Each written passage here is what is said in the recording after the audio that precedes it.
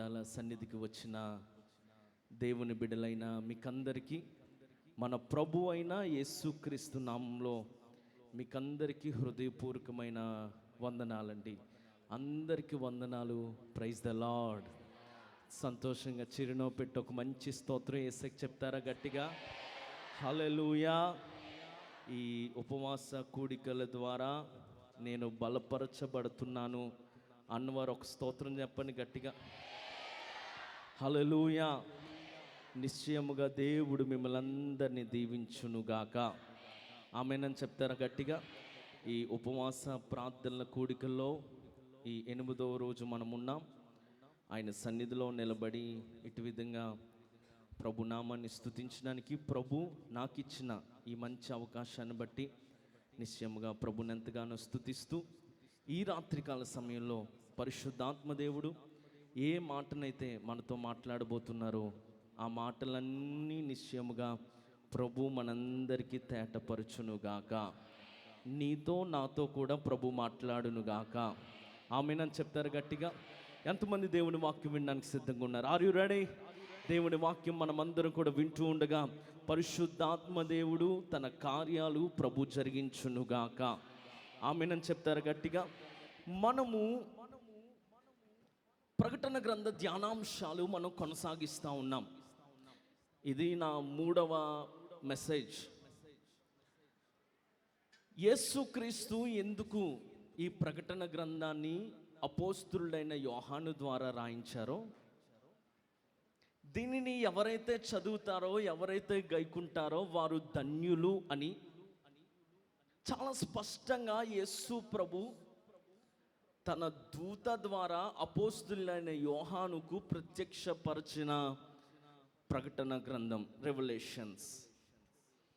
ప్రత్యక్షత, ప్రకటించుట, తెలియపరచబడుట అనే మాటకు ఈ గ్రంథం అర్థం ఇస్తూ ఉన్నది. అయితే ఈ ప్రకటన గ్రంథంలో మనమందరం కూడా ఒక్కొక్క మాటను, ఒక్కొక్క అధ్యాయాన్ని మనం ధ్యానిస్తూ వస్తూ ఉన్నాం.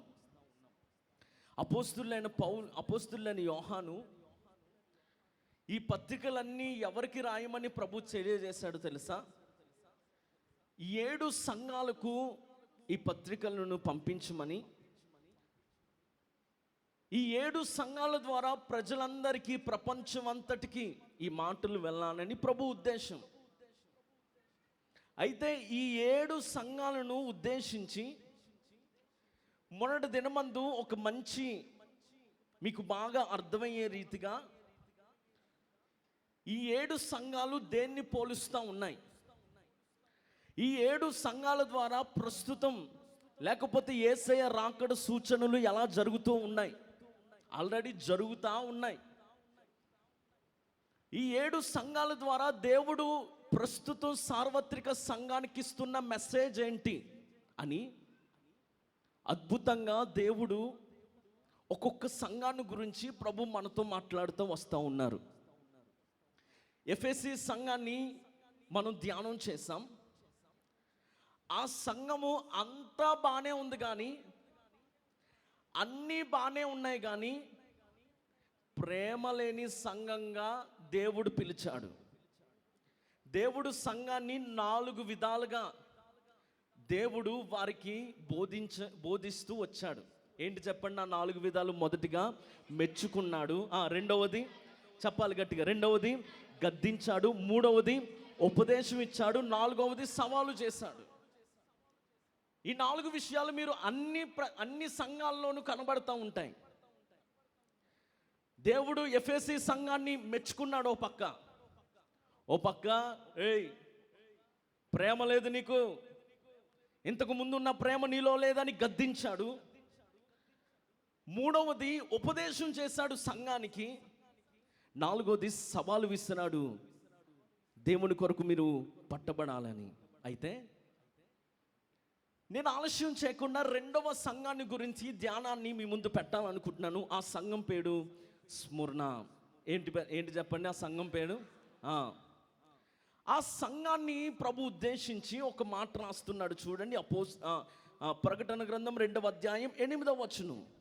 స్ముర్నలో ఉన్న స్ముర్నలో ఉన్న సంఘపు దూతకు ఇలాగు వ్రాయుము. అందరు చదవండి. ఇలాగు రాయుము. మొదటి వాడును కడపటి వాడునై ఉండి మృతుడై మరలా బ్రతికిన వాడు చెప్పు సంగతులేవనగా బ్రతుకుచున్నవాడు చెప్పు సంగతులేవనగా నీ శ్రమను దరిద్రతను నేను ఎరుగుదును. నీ శ్రమను నీ దరిద్రతను నేను ఎరుగుదును. అయినను నీవు ధనవంతుడవే.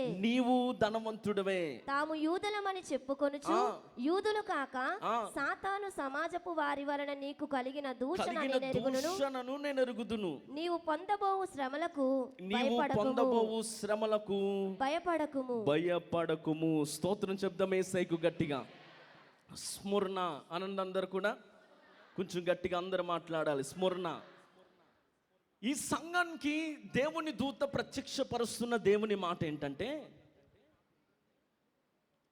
ఈ సంఘాన్ని లేకపోతే ఈ స్మరణ అనే మాటకు అర్థం ఏంటంటే చేదు అనండి. అందరు కూడా చేదు.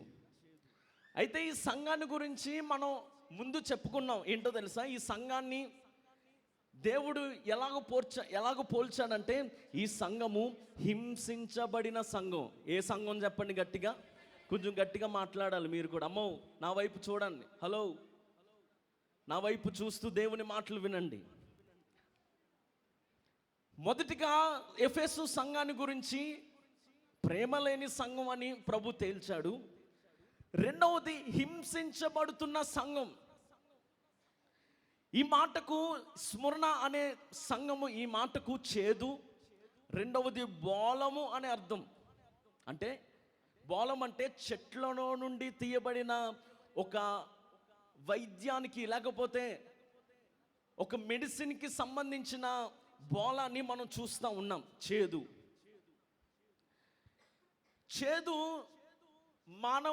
మానవునికి లేకపోతే మానవ జీవితానికి అసలు చేదు అనేది మనిషికి నచ్చదు. ఏమండి, మీలో ఎవరికైనా కాకరకాయ కూర ఇష్టమా చెప్పండి. ఎంతమందికి ఇష్టం? అబ్బో చాలామంది ఉన్నారండి. కాకరకాయ ఎప్పుడైనా పచ్చి తిన్నారా? ఎందుకు తినలేదు? ఒకవేళ వండుకున్నా తిన్నా కూడా కొంచెం చేదుగా ఉంటుందా లేదా? ఆ చేదు ఒకవేళ అంత చేదుగా అనిపించకుండా ఉండడానికి ఏం వేస్తారు దాంట్లో? చెప్పండి, ఏం వేస్తారు? ఎందుకు వేస్తారో? బెల్లం. చేదు అనేది కాకరకాయ తినడం మంచిది కాబట్టి తిన్నాం, కానీ ఆ చేదు అనేది మనకి ఇష్టం ఉండదు. అవునా కాదా చెప్పండి. అదే మనకి చికెన్ బిర్యానీ మన ముందు తెచ్చి పెడితే అది 5 నిమిషాలు కూడా ఉండదు. ఏమైపోద్ది? మన కడుపులోకి వెళ్ళిపోతుంది. అలాగా చేదు అనేది మనిషికి ఇష్టం ఉండదు, నచ్చదు. కానీ వైద్య శాస్త్రం చెప్తుంది ఏంటంటే, ఏదైతే మనిషికి చేదుగా ఉన్నదో అది ఆరోగ్యానికి మంచిది. స్తోత్రం చెప్పండి గట్టిగా. ఏదైతే తీతీగా పుల్లపుల్లగా మన నోటికి రుచిగా బాగా ఏదైతే ఉన్నదో అది మన ఆరోగ్యాన్ని చెడిపేస్తుంది అన్నట్లుగా వైద్యులు చెప్తా ఉన్నారు. చేదు అనేది ఎవరికి ఇష్టం ఉండదు. కానీ ఈ సంఘానికి అర్థం ఏంటో తెలుసా? చేదు, వేదన, హింస. ఈ సంఘం హింసించబడినట్లుగా కనబడుతుంది. మైనర్ ఏషియాలో టర్కీ అనే దేశంలో ఈ 7 సంఘాలు కనబడుతూ ఉంటాయి. అపోస్తలుడైన యోహాను అక్కడ పరిచర్య చేసి దేవుని సువార్తను ప్రకటించి శిష్యులను అక్కడ ఏర్పాటు చేసి సేవకులుగా అక్కడ తయారు చేసి సంఘాలు కట్టి సంఘములో ఉన్న వారందరినీ ప్రోత్సహించి నడిపించి దేవుని సువార్త పని చేసిన నిమిత్తము పద్మాసు దీపంలో బంధింపబడిపోయాడు అపోస్తలుడైన యోహాను. అయితే ఆ సంఘాలను అలాగే వదిలేయలేదండి.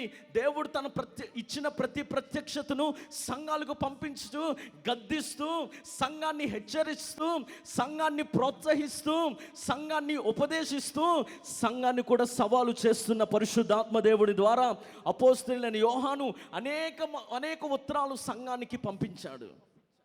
ప్రియమైనటువంటి దేవుని బిడ్డలారా, ఈరోజు నువ్వు సంఘంలో చేర్చబడి ఉంటే, నేను యేసయ్య సంఘంలో చేర్చబడ్డాను అని చెప్పుకుంటున్న వ్యక్తివైతే,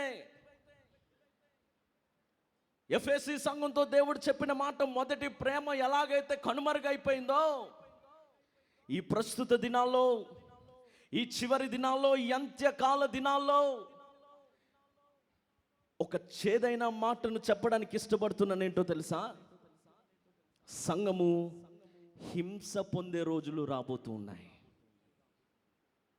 సంఘము హింసించబడతాయి. సంఘము బడాల్సిన రోజులు రాబోతున్నాయి. అయితే ఆల్రెడీ ఆ సంఘము ఒక చోటన మనకు కనబడింది, ఒక చోటన మనకు కనబడుతున్నది. అయితే మరి ఆ సంఘాన్ని గురించి ఒకసారి మనం వెళ్ళగలిగితే, ఆ సంఘంలో కూడా సంఘములో ఉన్న దేవుని బిడ్డలు, లేకపోతే సంఘంలో ఉన్న దేవుని శిష్యులు, సేవకులు, నాయకులు అనబడిన వారు హింస పొందారండి. స్తోత్రం చెప్దాం యేసయ్యకు గట్టిగా. దేవుని కొరకు కరిగిపోయారండి. హల్లెలూయా. దేవుని కొరకు వారు వారి జీవితాలను, వారి ప్రాణాలను దేవుని కొరకు ప్రాణార్పణంగా వారు పోయబడ్డారండి. ప్రియమైనటువంటి దేవుని బిడ్డలారా, ఈరోజు నీవు, నేను, మనమందరం కూడా యేసయ్య సంఘం అని పిలువబడుతున్న మనందరికీ మనకందరికీ కంఫర్ట్స్ ఉంటే చాలా బాగుంటుంది. ఫ్యాన్ కింద కూర్చుని ఆరాధించడం చాలా బాగానే ఉంటుంది. ఏసీ మందిరాల్లో ఉండాలని మనకు కోరుకుంటుంది.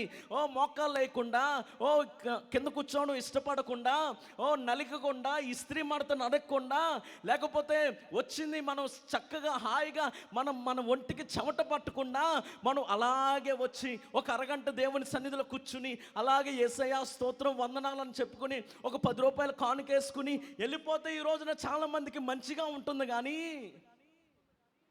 నువ్వు యేసయ్య సంఘంలో ఒకవేళ చేర్చబడి ఉంటే నీ జీవితంలో కొన్ని హింసలు నీ జీవితంలోనికి వస్తాయి. నా నిమిత్తము జనులు మిమ్మల్ని హింసించినప్పుడు, నిందించినప్పుడు, మీ మీద చెడ్డ మాటలల్లా పలికినప్పుడు ఏమంటున్నాడు దేవుడు? మీ ఫలము అధికమవుతుంది. స్తోత్రం చెప్దాం యేసయ్యకు గట్టిగా. ఎవరి నిమిత్తం అండి ఈ శ్రమలు? చెప్పాలి గట్టిగా. ఎవరి నిమిత్తం? కొంచెం గట్టిగా మాట్లాడాలి. ఎవరి నిమిత్తం? ప్రియ దేవుని బిడ్డలారా,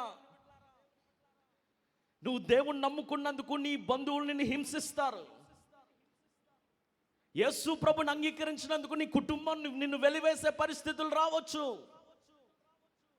ఒకవేళ రావచ్చో కాదండి, అదే నేను అనుభవిస్తున్నాననే స్థితిలో ఈరోజు నువ్వు ఉన్నావేమో. నా బంధువులు ఎవరు నాతో మాట్లాడట్లేదయ్యా సేవకుడా, నా స్నేహితులందరూ నాకు దూరం అయిపోయారు. దేవుణ్ణి నమ్ముకున్న పాపానికి, దేవుణ్ణి నమ్ముకున్న యేసయ్య సన్నిధికి వస్తున్నందుకు, ఈ బాప్తిసం తీసుకున్నందుకు, రక్షణ పొందుకున్నందుకు నా సమాజం అంతా, నా బంధువులంతా నాతో మాట్లాడట్లేదని వారు ఈ రోజుల్లో చాలామంది ఉన్నారు. ఒక మంచి మాట చెప్పడానికి ఇష్టపడుతున్నాను. ఏంటో తెలుసా? నువ్వు హింసించబడితే, నిజంగా నువ్వు దేవుని సన్నిధిలో నా నిమిత్తము వేదన పడితే, నా నిమిత్తం చెడ్డ మాటలల్లా ఒకవేళ నువ్వు భరిస్తూ ఉంటే, ప్రభు నీతో సెలవిస్తున్న మాట ఏంటో తెలుసా? నీ ఫలము అధికము కాబోతూ ఉన్నది. గట్టిగా చప్పలు కొడుతూ యేసయ్యకు మహిమ చెల్లిద్దాం. నీ ఫలము పరలోకంలో అధికమైపోతుంది. నా దేవుని దృష్టిలో నీవు ఉన్నావు. హల్లెలూయా. యేసయ్య స్మరణ సంఘాన్ని కూడా జ్ఞాపకం చేసుకున్నట్లుగా ఈ రాత్రి దేవుని నిమిత్తం హింసించబడతా ఉంటే 40 రోజులు ఉపవాస కూటాలు ఏం వెళ్తావు ప్రతిరోజు అని నీ భర్త నిన్ను హింసిస్తున్నాడేమో, నీ భార్య నిన్ను హింసిస్తుందేమో, నీ బిడ్డలు నిన్ను అర్థం చేసుకోవట్లేదేమో. ఈ రాత్రి పరిశుద్ధాత్మ దేవుడు మాట్లాడుతున్న మాట ఏంటో తెలుసా? నువ్వు దేవుని సన్నిధిలో ఉన్న నిన్ను నా దేవుడు చూస్తున్నాడనే విషయాన్ని నువ్వు గుర్తుపెట్టుకో.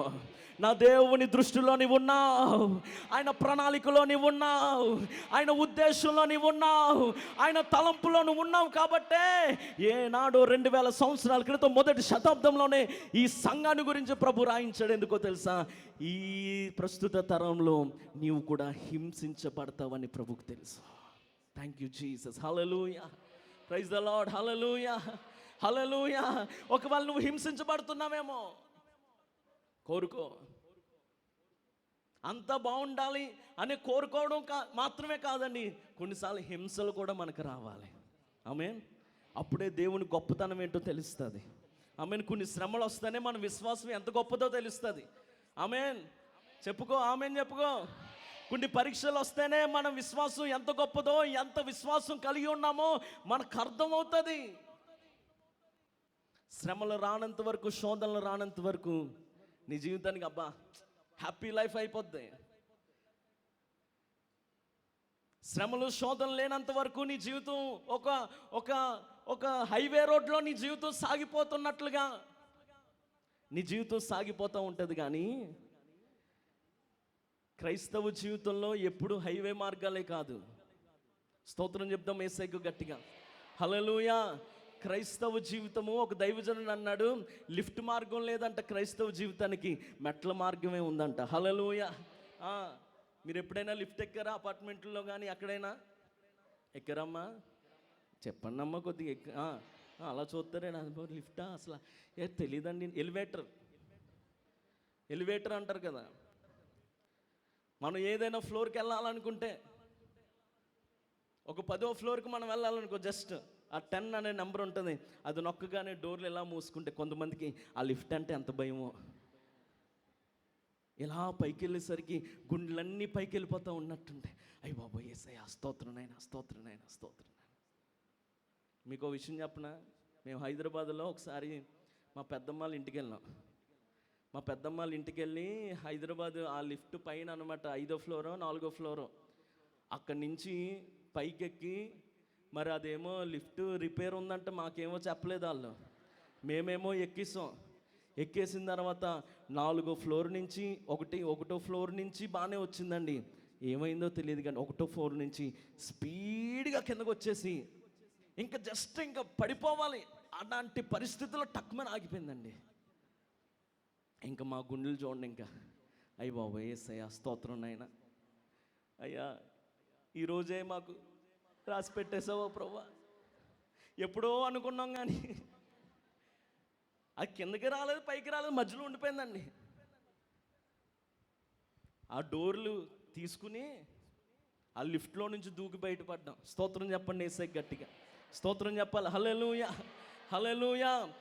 ఇంకా చాలా లోతుంది ఆ ఫ్లోర్కి. ఒకరిని పట్టుకుని ఒకరిని దిగి అప్పుడు బయటపడ్డాం. స్తోత్రం చెప్పండి యేసయ్యకి గట్టిగా. హల్లెలూయా, హల్లెలూయా. అందుకే దేవుని మార్గం లిఫ్ట్ మార్గం కాదు, మెట్లు ఉంటాయి. ఆమేన్. మెట్లు ఎక్కాలి. హల్లెలూయా. కొంచెం మెట్లు ఎక్కినప్పుడు సాఫీగా ఉంటుందా చెప్పండి? అబ్బా ఎంత హాయిగా ఉంది అనుకుంటారా? మెట్లు ఎక్కినప్పుడు ఏమొస్తాయి చెప్పాలి? ఏమొస్తాయి? కాళ్ళు నొప్పులు వస్తాయి. నువ్వు దేవుని సన్నిధికి రావడానికి ఒకవేళ నీకు ఇబ్బంది అనిపిస్తూ ఉంటుంది. ప్రతిరోజు 40 రోజులు రావాలంటే, అయ్యా ఒకవేళ డైరెక్ట్గా మాకైతే చెప్పకపోవచ్చు, కానీ మీ మనసులో ఉంటుంది కొంచెం ఇబ్బందే, కాదనట్లేదు. సేవకులుగా మాకు తెలుసు ప్రయాసే. 40 రోజులు ఆటో ఛార్జీలు పెట్టుకుని రావడం అంటే ఏమండి మాటలా? ఈ రోజుల్లో పనులన్నీ ప్రక్కన పెట్టేసి దేవుని సన్నిధికి ప్రతిరోజు సాయంత్రం రావడం ఏమండి? అప్పుడే కొల్లై వస్తుంది, అప్పుడే బ్రదర్ గారు ఇంటికి వస్తారు, అప్పుడే పిల్లలు స్కూల్ నుంచి, ఇవన్నీ ప్రక్కన పెట్టేసి నువ్వు 40 రోజులు అంటూ చర్చికి వెళ్తావా అనే బ్రదర్ గారు కూడా ఉంటారు వెనకాల. మాకు కనీసం తిండి కూడా పెట్టట్లేదు, వెళ్ళిపోతున్నావు చర్చికి అనే పిల్లలు కూడా ఉంటారు. కానీ నువ్వన్నిటినీ ప్రక్కన పెట్టి, అవన్నిటిని ఓర్చుకొని, అవన్నిటిని భారం అనిపించినా సరే కొంచెం 1 గంట ముందే వాటన్నిటిని కష్టపడి చక్కబెట్టేసి దేవుని సన్నిధికి పరుగున వస్తున్న నా ప్రియ సహోదరి సహోదరుడా, నా యేసయ్య నిన్ను చూస్తున్నాడు. నీ ప్రయాస నా దేవునికి తెలుసు, నీ కష్టము నాకు తెలుసు, నీ బాధ నాకు తెలుసు. హల్లెలూయా. నీ హింసను నేను చూస్తున్నానని సెలవిస్తున్నాడు. నీ ప్రయాస ప్రభు చూస్తున్నాడు. ఈ రోజున ఏ హింస అయితే నువ్వు పొందుతున్నావో, ఏ ప్రయాసలో నువ్వు కొనసాగుతున్నావో, ఈ స్మరణ సంఘంలోనికి నాకు నచ్చిన మాట ఏంటో తెలుసా? 4 విషయాలు చెప్పాను కదా. దేవుడు సంఘాలకు మెచ్చుకున్నాడు, 2వది గద్దించాడు, 3వది ఉపదేశం చేశాడు, 4వది సవాలు చేశాడు. కానీ నాకు నచ్చిన విషయం ఏంటో తెలుసా? ఈ సంఘాన్ని దేవుడు మెచ్చుకున్నాడు, కానీ 2వది గద్దించలేదు. హల్లెలూయా, హల్లెలూయా. గద్దింపు లేదు ఇందులో. హల్లెలూయా. ఎందుకో తెలుసా? ఆల్రెడీ హింసలోనే ఉంది, ఆల్రెడీ ప్రయాసంలోనే ఉంది, ఆల్రెడీ బాధింపబడుతూ ఉన్నది. కాబట్టి దేవుడు ప్రోత్సహించి మాట్లాడుతున్న మాట ఏంటో తెలుసా? చదవండి ఒకసారి 9వ వచనం చదవండి, 2వ అధ్యాయం 9వ వచనం. నీ శ్రమను దరిద్రతను స్తోత్రం చెప్పండి నేను యేసయ్యకు గట్టిగా. ఎరుగుదును. నీ శ్రమను నీ దరిద్రతను నాకు తెలుసు. అయినను నీవు ధనవంతుడవే. అయినను నీవు ధనవంతుడవే. తాము యూదులమని చెప్పుకొనుచు తాము యూదులమని చెప్పుకొనుచు యూదులు కాక ఆ. సాతాను సమాజపు వారి వలన నీకు కలిగిన దూషణ నీకు కలిగిన దూషణ నేను ఎరుగుదును. నేను ఎరుగుదును. నీవు పొందబోవు ఆ మాట శ్రమలకు అండర్లైన్ చేసుకోవడం నాకు నచ్చిన మాట ఏంటో తెలుసా? నీవు పొందబోవు శ్రమలకు భయపడకుము. దేవుడిస్తున్న ఈ రాత్రి నీకు ఇస్తున్న వాగ్దానం ఏంటో తెలుసా? నువ్వు పొందబోతున్న శ్రమలకు, నువ్వు పొందుతున్న శ్రమలకు ఈ రాత్రి ప్రభు సవాలు చేస్తున్నాడు. ఈ రాత్రి ప్రభు నీతో మాట్లాడుతున్న మాట ఏంటో తెలుసా? ఈ రాత్రి ప్రభు నీతో మాట్లాడుతున్నాడు ఏంటో తెలుసా? నువ్వు పొందుతున్న ఈ శ్రమలకు నువ్వు భయపడాల్సిన పని లేదు. స్తోత్రం చెప్పండి యేసయ్యకు గట్టిగా. 10 కూడా చదవండి. ఇదిగో మీరు శోధింపబడినట్లు అపవాది ఆ. మీలో కొందరిని చెరలో వేయింపబోచున్నాడు. ఎక్కడ ఉపదేశం చేస్తున్నాడు ప్రభు ఒక మంచి మెసేజ్ని సంఘానికి ఇస్తున్నాడు. ఏంటో తెలుసా? అపవాది మీలో మీలో కొందరిని కొందరిని చెరలో వేయింపబోచున్నాడు. చెరలో వేయించబడుతున్నాడు. 10 దినములు శ్రమ కలుగును. 10 దినాలు శ్రమ కలుగుతాయి. మరణము వరకు ఆ మాట అండర్లైన్ చేసుకోండి. మరణం వరకు నువ్వు నమ్మకంగా ఉండుము, నేను నీకు జీవ కిరీటం. స్తోత్రం చెప్దాం గట్టిగా. హల్లెలూయా. మొదటిగా అంటున్నాడు, నువ్వు శ్రమను సహించినప్పుడు, శ్రమ పొందుతున్నావు, నువ్వు భయపడొద్దు. దేవుడు అంటున్నాడు రెండో వాగ్దానం, నువ్వు నమ్మకంగా ఉంటే జీవ కిరీటం ప్రభుకి ఇస్తాడు. జీవ కిరీటం ప్రభు నీకు ఇస్తాడు. ఈ శ్రమ నీకు మేలుకే. ఆమేన్. ఈ శ్రమ నీకు ఆనందమే. ఆమేన్. హల్లెలూయా. దేవుని సన్నిధిలో ఏమండి ఒక విషయం చెప్తాను వినండి, ఒక మంచి మాట. నువ్వు విశ్వాసంలో నువ్వు బాగా ఎదుగుతున్నావు అనుకో, ఇంకా దేవుని మీద పూర్తిగా నువ్వు ఆధారపడిపోయి ఆయన ఇచ్చే విశ్వాసం, ఆయన ద్వారా విశ్వాసం, ఆయన ఇచ్చే నిరీక్షణ మీద నువ్వు ఆధారపడిపోయావు అనుకో, ఇంకా నీకు శ్రమలు అనిపించవు. ఇంకా శ్రమలు అనిపిస్తున్నా సరే నీకు బాధగా ఉండదు ఇంకా. హల్లెలూయా. ఓ ఇబ్బంది, శోధన, రోగం, బలహీనతలు, మానని రోగం, మానని బలహీనతలు వచ్చినా సరే నీలో ఒక ధైర్యం ఉంటుంది. ఏంటో తెలుసా? ఏం పర్లేదు, నా దేవుడు నాకు తోడుగా ఉన్నాడు. ఏం పర్లేదు, ఏమైనా పర్లేదు, ఒక మరణమైనా పర్లేదు, లోకమైనా పర్లేదు, హింసలైనా పర్లేదు, ఏదొచ్చినా సరే నా యేసయ్య నాకు తోడుగా ఉన్నాడని ఆ నిరీక్షణ నీకు ఉంటుంది. ఆమెను చెప్తాం గట్టిగా. విశ్వాసంలో ఆ విశ్వాసం నీలో పొంగి పొరలగలిగితే ఆ నిరీక్షణ నీకు ఉంటుంది.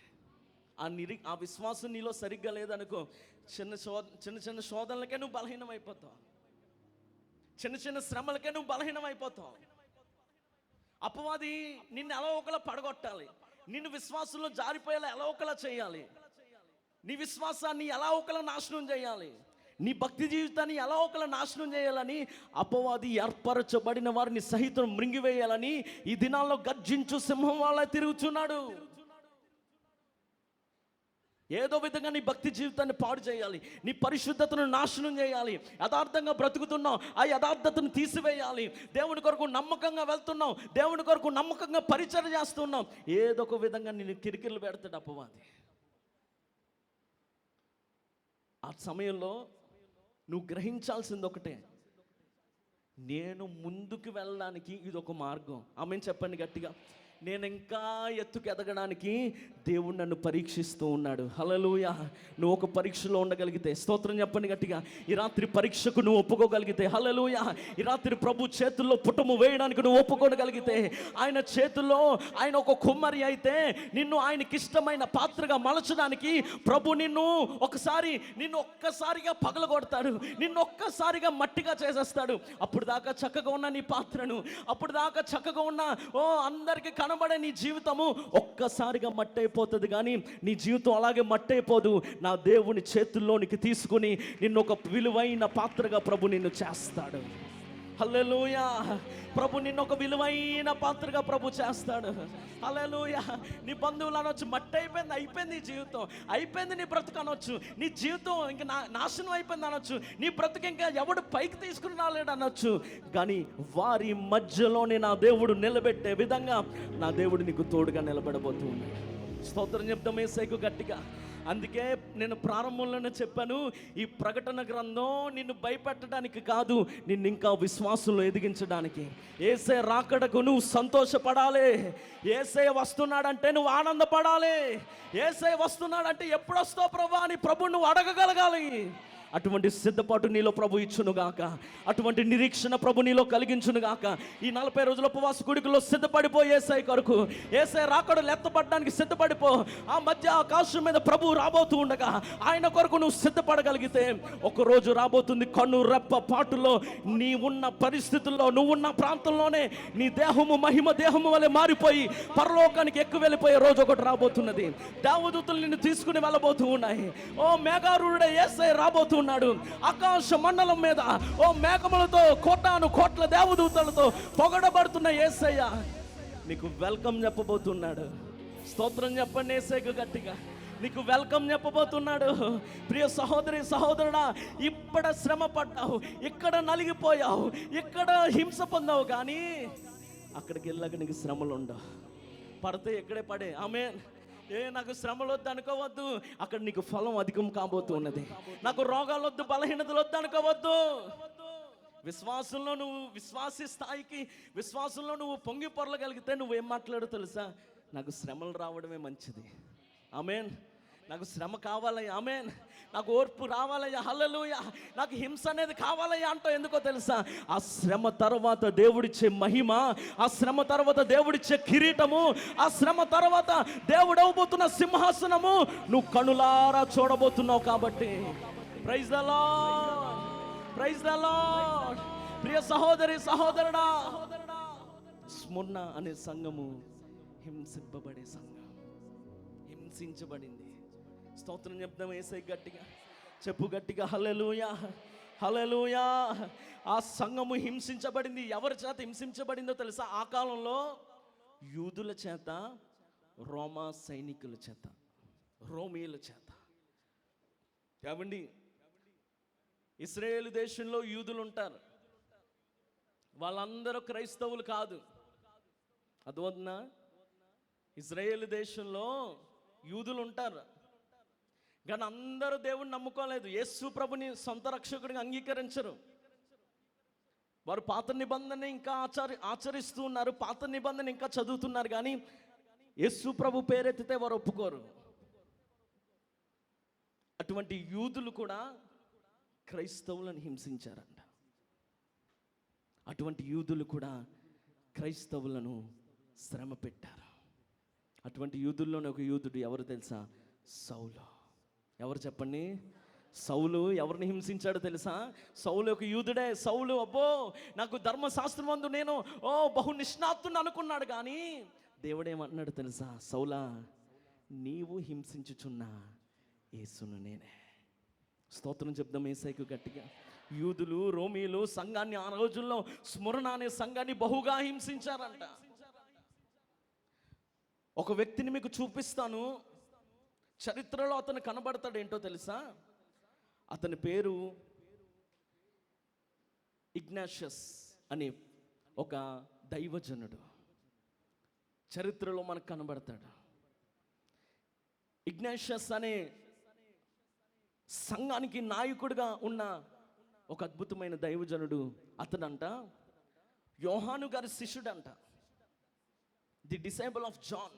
యోహాను గారి ద్వారా ప్రేరేపితమైన యోహాను గారి ద్వారా శిష్యరికంలో ఆ సంఘానికి నాయకుడిగా, స్మరణ అనే సంఘానికి నాయకుడిగా ఉన్నాడంట. అతడు పడిన హింస ఎలా ఉంటుందో తెలుసా? యేసు ప్రభు సిలువ సువార్తను అతను ప్రకటిస్తూ ఆ రోజుల్లో ఉన్న రోమా చక్రవర్తికి అక్కడ పరిపాలిస్తున్న ఒక గవర్నర్ లెటర్ రాశాడంటే. ఏంటో తెలుసా?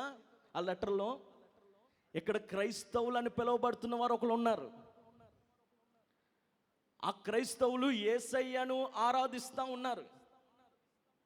రోమా చక్రవర్తికి ఉత్తరం రాశాడు, రోమా దేశానికి. అక్కడున్న ఆ ప్రాంతంలో ఉన్న స్మరణ అనే ఆ ఊరిలో ఉన్న ఒక గవర్నర్ ఏమని రాశాడో తెలుసా?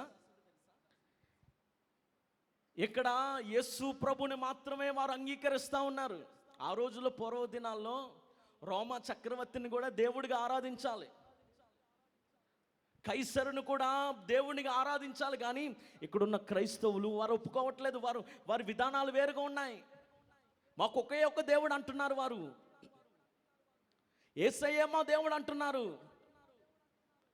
ఏమండి, ఈ రోజుల్లో అదే కదండి ప్రాబ్లం. యేసు ప్రభు మాత్రమే దేవుడు అంటున్నందుకే కదా ఈ రోజున సంఘానికి హింస. అదే మనం కూడా యేసు ప్రభు కూడా అందరిలో ఒక దేవుడు అంటే ఈ రోజున ఇంత ఇబ్బంది ఉండకపోతున్నాం. ఈ రోజున చర్చీల మీద టార్గెట్లు, ఈ రోజున సేవకుల మీద టార్గెట్లు ఈ రోజుల్లో. అదే మనం కనుక అందరి దేవుళ్ళు ఒకటే, అందరూ ఒకటే, యేసు ప్రభు కూడా అందులో ఒకటే అంటే అసలు ఎవరికి ఇబ్బంది ఉండకపోవచ్చు. కానీ ఈ రోజున అందరికంటే ప్రత్యేకమైన దేవుడు యేసయ్య అని చెప్తున్నందుకే ఈ రోజున సంఘానికి హింస. ఏమండి, ఇదేమో మనకు కొత్త ఏం కాదు. ఆ రోజుల్లోనే హింస పొందారు. ఏమండి, హలో, ఈ రోజుల్లో అంటే మనకి భారత రాజ్యాంగం ఉంది, ఓహో మనకు చట్టాలు ఉన్నాయి, క్రైస్తవులకు కూడా చట్టాలు ఉన్నాయని మనం అనుకుంటున్నాం. కానీ ఆ రోజుల్లో చట్టాలు గిట్టాలు ఏం లేవు. వేసేసి కాళ్ళతో తొక్కి పడేసి లాక్కెళ్ళిపోయి సంఖ్యలేసి కట్టేసి ఈ ఇగ్నాషియస్ అనే ఆ వ్యక్తికి విధించిన శిక్ష ఏంటో తెలుసా? ఏమండి అతన్నంట ఈ బహు ఆకలితో ఉంటాయి కదా జంతువులు, క్రూర జంతువులు, బ్రతుకుండగానే వాటికి ఆహారంగా ఇస్తారంట. చరిత్ర చెప్తుంది, నిజంగా జరిగిన సంఘటన. ఆ వ్యక్తిని తీసుకుని వెళ్ళి, ఏమండి, ఎన్నో రోజుల నుంచి ఆహారం లేకుంటున్న క్రూర జంతువులకు ఒక్కసారిగా ఆహారం దొరికితే ఏమనిపిస్తుంది చెప్పండి? వదులుతాయి అవి? లాక్కుని పీక్కుని తినేసి పిప్పు చేసేసి కనీసం ఎముకలు కూడా విడిచిపెట్టలేదా? అటువంటి భయంకరమైన హింస పొందారండి ఈ రోజుల్లో. ప్రియ సంగమా, ఈ రోజున చిన్నదానికే భయపడిపోతున్నా. చిన్నదానికి ఈ రోజున సేవకులు గగ్గోలు పెట్టేస్తూ ఉన్నారు, అమ్మో ఏమైపోద్దా అని. ఏమో తర్వాత రోజుల్లో ఇలాంటి శ్రమలే నీ జీవితంలో, నా జీవితంలో రావచ్చేమో. ఆ సమయంలో అసలైన భక్తి ఏది, అసలైన భక్తులు ఎవరో, అసలైన క్రైస్తవులు ఎవరో తేలిపోయేది అక్కడే. హలో, నువ్వు నటిస్తున్నావా? నువ్వు మేలు కొరకు వచ్చావా? ఏదో ఆశించి ప్రభు దగ్గరకు వచ్చావా? లేదంటే శ్రమలైనా ఇబ్బందులైనా పర్లేదు ప్రభువులో ఉంటాననే తీర్మానం నీలో ఉందా అనేది ఎక్కడ కూర్చున్నప్పుడు నీకు తెలియపరచబడదు. కానీ నీ పేక మీద కట్టెట్టినప్పుడు అప్పుడు బయటపడిపోతావు నువ్వు. వాళ్ళు ఒకటే మాట అంటారు, ఏంటో తెలుసా? యేసయ్య గొప్ప దేవుడు, యేసయ్య దేవుడు కాదని ఒప్పుకో, ఈరోజే నీకు విడుదల అంటారు. అక్కడే నీ జీవితం అర్థమైపోతుంది. ఒకటి, యేసయ్య కావాలా, అయితే హింస అనేది వస్తుంది. రెండవది, ఒకవేళ యేసయ్య వద్దంటావా, నీకు స్వేచ్ఛ వస్తుంది కానీ పరలోకం రాదు. ఈ భూమి మీద నువ్వు స్వేచ్ఛగా ఉండొచ్చు కానీ అక్కడ చోటు ఉండదు. ఒకవేళ అలాంటి పరిస్థితుల్లో కనుక వస్తే, ప్రియ దైవ జనాంగమా, దేవుని బిడ్డలారా, భయపడ్డానికి కాదు మిమ్మల్ని చెప్తుంటా. ఏదో మిమ్మల్ని భయపెట్టేసి ఏదో అమ్మో ఏమైపోద్దో అని కాదు చెప్తుంటా. నేను ఎందుకు చెప్తున్నా, ఈ శ్రమలు వచ్చినా సరే విశ్వాసం ఏమనిపిస్తుందో తెలుసా? వచ్చితే రాని. ఆమెను చెప్పండి గట్టిగా. నిజమైన విశ్వాసులు ఏమంటారో తెలుసా? రాని, ఎన్ని శ్రమలు వస్తాయని రాని, ఎన్ని సవాళ్ళు వస్తాయని రాని, మరణమే ఎదురైనా సరే, హల్లెలూయా, ఖడ్గమే మా ముందు నిలబడినా సరే, స్తోత్రం చెప్పు గట్టిగా, హల్లెలూయా. ఓ ఖడ్గమే మా ముందు ఎదురైనా సరే, పేక మీద కత్తి పెట్టి, గుండెల మీద తుపాకీ పెట్టి, యేసయ్య దేవుడా, యేసయ్య గొప్ప దేవుడా, కాదా అవునా అని ఒప్పుకోవాల్సిన పరిస్థితులను చెప్పాల్సిన మాట ఏంటో తెలుసా? నా యేసయ్య గొప్ప దేవుడు, ప్రాణం పోయినా పర్వాలేదు, యేసయ్య దగ్గరికి నేను వెళ్ళిపోతాను, నేను సాక్షిగా నువ్వు మారిపోవాలి. స్తోత్రం చెప్పు గట్టిగా. ఓ పరిశుద్ధాత్మదేవుడు నిన్ను హెచ్చరిస్తూ ఉన్నాడు, పరిశుద్ధాత్మదేవుడు నిన్ను గద్దిస్తూ ఉన్నాడు, పరిశుద్ధాత్మదేవుడు నీకు ఉపదేశాన్ని ఇస్తూ ఉన్నాడు, పరిశుద్ధాత్మదేవుడు నీకు సవాలు చేస్తున్నాడు. ఏంటో తెలుసా? అంతము వరకు నిలబడు, నీకు జీవ కిరీటం రాబోతున్నది. ఎక్కడ శ్రమ పొందితే అక్కడ ఆనందం నీకు ఇవ్వబోతున్నాడు, ఇక్కడ నిందల పాలైతే అక్కడ సన్మానం నీకు ఇవ్వబోతున్నాడు, ఇక్కడ దెబ్బలు తింటే అక్కడ కిరీటం నా దేవుడు నీకు ఇవ్వబోతున్నాడు. ఏది కావాలో ఈ రాత్రి చూస్ చేసుకో, ఏది కావాలో ఈ రాత్రి నువ్వు నిర్ణయం చేసుకో. ఏది నీకు కావాలి? పరలోకం కావాలా, లోకం కావాలా? ఓ ఈ లోకంలో అశాశ్వతంగా నీ లోకం కావాలా, శాశ్వతమైన పరలోకం కావాలా?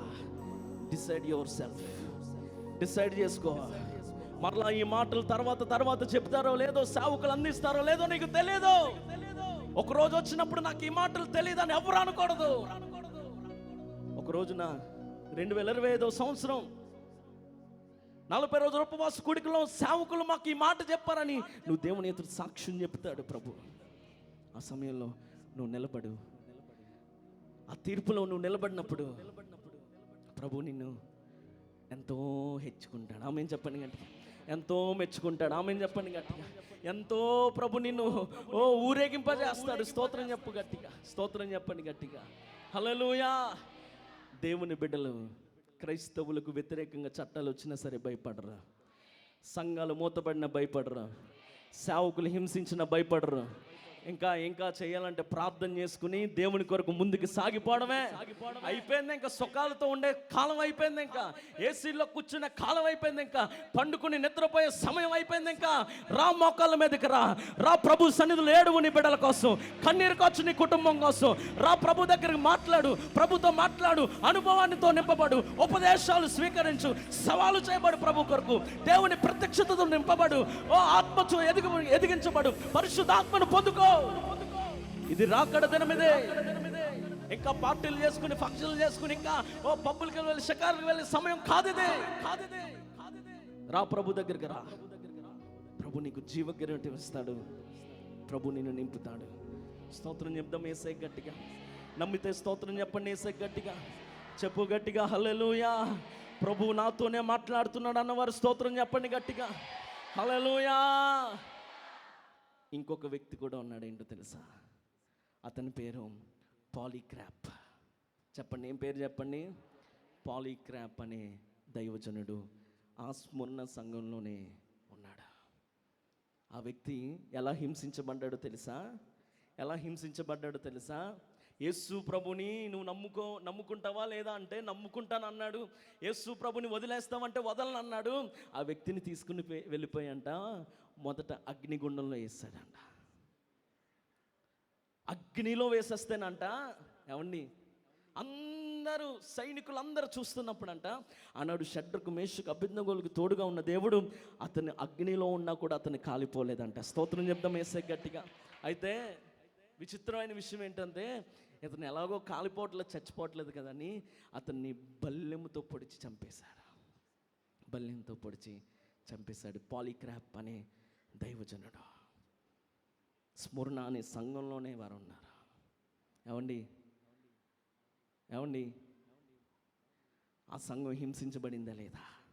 చెప్పండి, హింస పొందారా లేదా? అతను చెరపట్టబడి రోమా దేశానికి వెళ్ళిపోతున్నప్పుడు ఆ రోమా దేశంలో ఉన్న సంఘానికి కూడా ఉత్తరం రాశాడంటే ఏంటో తెలుసా? ప్రియ దైవ జనాంగమా, దేవుని బిడ్డలారా, నేను హింస పొందుతానని నాకు తెలుసు, శ్రమ పాలవుతాను నాకు తెలుసు. ఒకవేళ నన్ను సిలువ వేస్తారో, క్రూర మృగాలకు అప్పగిస్తారో, నన్ను అగ్నితో కాల్చేస్తారో, 4వది నన్ను బల్లెంతో పొడిచి చంపేస్తారో నాకైతే తెలియదు, కానీ మీరు నన్ను కాపాడడానికి మాత్రం రావద్దు. స్తోత్రం చెప్దాం యేసయ్య గట్టిగా. ఏమండి, విశ్వాసంలో ఉన్న వ్యక్తికి అలా ఉంటుంది. ఆమె చెప్పండి గట్టిగా. మీరు నా గురించి ఆడాల్సిన అవసరం లేదు, నా గురించి బాధపడకండి. ఎందుకో తెలుసా? దేవుని కొరకు పానార్పణంగా పోయబడ్డారండి దైవ సేవకులు. స్తోత్రం చెప్దాం గట్టిగా. యేసయ్య శిష్యులందరూ, అపోస్తలులైన యోహాను ఒక్కరు తప్ప మిగతా వారందరూ హతసాక్షులు అయిపడ్డారండి. మన దేశానికి వచ్చిన తోమా కూడా, దైవజనుడైన అపోస్తలులైన తోమా కూడా బల్లెంతో పొడవబడి చనిపోయాడండి. ఎందుకు ఈ మాటలు చెప్తున్నానో తెలుసా? సంఘము హింసింపబడే రోజులయ్యే. హల్లెలూయా. ప్రస్తుత రోజులు చూస్తూ ఉంటే ఏమైపోతుందో, అమ్మో ఏంటి పరిస్థితులు, మా పూర్వం ఇలా లేదు కదా, సువార్త ప్రకటించకూడదు అంటున్నారు, మతాలు మార్చేస్తున్నారు అంటున్నారు, ఏంటి పరిస్థితులు అని చూస్తే కలవరపడాల్సిన అవసరం లేదు. ఇది రాకడ సూచనల. యేసయ్య త్వరగా రాబోతున్నాడు. మధ్యాకాశం సంగమా సిద్ధపడి, ఇప్పటికైనా మేలుకో, ఇప్పటికైనా కళ్ళు తెరువు, ఇప్పటికైనా బయలు తెచ్చుకో, ఇప్పటికైనా భయం తెచ్చుకో. అక్రమ సంబంధాలు, లోక ఆశలు, త్రాగుబోతు జీవితము, వ్యర్థమైన ఆచారాలు, వ్యర్థమైన తలంపులు విడిచిపెట్టు. నీ ప్రాణం పోతే ఎక్కడికి పోతావు నువ్వు? ఇంకా ఆ పాపంలోనూ జీవిస్తూ ఉంటే, ఆ వ్యభిచారం, ఆ భయంకరమైన పాపంలోనూ జీవిస్తూ ఉంటే నీ ప్రాణం ఒకవేళ ఈ రాత్రి పోతే ఏం చేస్తావు? అగ్ని ఆరుదు, పురుగు చావుదా, నరకానికి నువ్వు వెళ్ళిపోతావా? లేదా పరిశుద్ధంగా నీ పరిశుద్ధతను కాపాడుకుని యేసయ్య దగ్గరికి వెళ్తావా? స్తోత్రం చెప్దాం యేసయ్య గట్టిగా. ఇంకొక వ్యక్తి ఉన్నాడు. ఆ వ్యక్తి పేరు జస్టిన్. చెప్పండి, అతని పేరేంటి చెప్పండి? జస్టిన్ అనే దేవుని సేవకుడు, అతను బాగా చదువుకున్న స్కాలర్ అంట. ఈ స్మరణ అనే సంఘంలోనే అతను కూడా పాలిభాగస్తుడే. నేను చదువుకున్నాను, నా పేరు, నా చదువు, అబ్బో నన్ను ఆపేవాడు ఎవరు లేడు అని అనుకోలేదండి. ఏమండి, అతను ఏం చేశాడో తెలుసా? ప్రభు కొరకు అతడు కూడా హతసాక్షిగా మార్చబడ్డాడు. అతన్ని కూడా చంపేశారు, తీసుకుని వెళ్ళి. అతని ఎముకలంట పొడుం చేసేసారంట. ఏం చేస్తారంట చెప్పండి? చంపేసి అతని ఎముకలు కూడా ఇంకా మిగల్చలేదు, పొడుం చేసి పడేశారంట. అటువంటి భయంకరమైన శ్రమలు పొందారు. ప్రియ దేవుని బిడ్డలారా, మందిరానికి, సంఘానికి శ్రమలు వస్తాయి, శోధనలు రావచ్చు, అననుకూల వాతావరణం రావచ్చు, ప్రతికూల పరిస్థితులు ఒకవేళ నీ జీవితంలోకి వచ్చినా సరే, యేసయ్యను నీ గుండెల్లో పెట్టుకుని ప్రభు కొరకు జీవించు. స్తోత్రం చెప్దాం యేసయ్య గట్టిగా. హల్లెలూయా, హల్లెలూయా. దేవుని కొరకు నువ్వు బ్రతకగలిగితే, దేవుని కొరకు నువ్వు జీవించగలిగితే, నా ప్రియ దైవ జనాంగమా, దేవుని బిడ్డలారా, యేసయ్య రాకడ సూచనలు దగ్గరగా ఉన్నాయి.